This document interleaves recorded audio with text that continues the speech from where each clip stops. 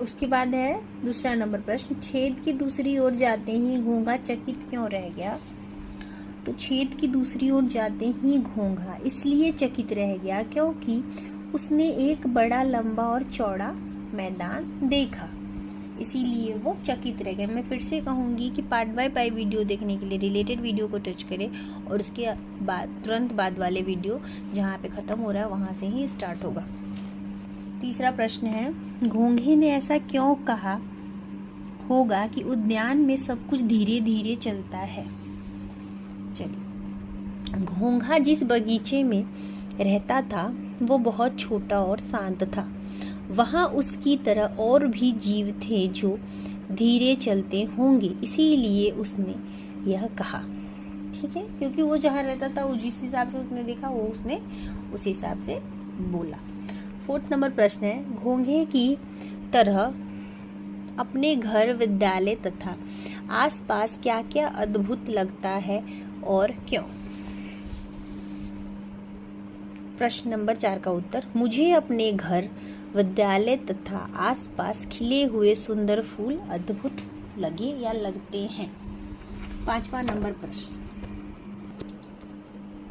Number प्रश्न देखिए क्या है, घोंघे ने उद्यान के भीतर और बाहर क्या क्या देखा? नीचे लिखिए। उद्यान के भीतर का और उद्यान के बाहर का 2-2 ब्रैकेट यहाँ बनाए गए हैं। तो भीतर का क्या है, उसने क्या क्या देखा होगा? फूल देखा होगा, पत्ते देखे होंगे, कंकड़ देखा होगा, घास देखा होगा, छोटी छोटी चीजें देखा। तो ये सब छोटी छोटी चीजों में आते हैं, तो उसने ये सब चीजें उद्यान के भीतर देखा। उद्यान के बाहर उसने क्या क्या देखा? उद्यान का मतलब होता है बगीचा, ठीक है, सब जगह बगीचे का मेंशन नहीं है, उद्यान इसीलिए लिखा गया। गिलहरी देखा, बड़ का पेड़ देखा, बड़ का पेड़, खजूर का पेड़ देखा, पत्थर देखा बड़ा सा, और मैदान देखा, लाल चींटे देखा।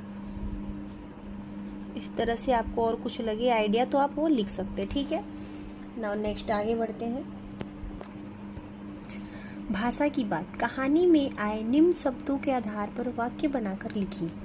आश्चर्य, मुझे पहाड़, मतलब यहाँ पे आपको जो शब्द दिए गए उससे आपको वाक्य बनाने। ठीक है, जैसे आश्चर्य, अद्भुत, अचानक और छोड़ दिया हुआ है। तो पहला नंबर आश्चर्य, तो क्या लिख सकते हैं? मुझे पहाड़ को देखकर बड़ा आश्चर्य होता है। अद्भुत, खिलौने की दुकान में अद्भुत खिलौने हैं। अचानक, आज अचानक मेहमान आ गए। छोर, समुद्र का छोर देखना आसान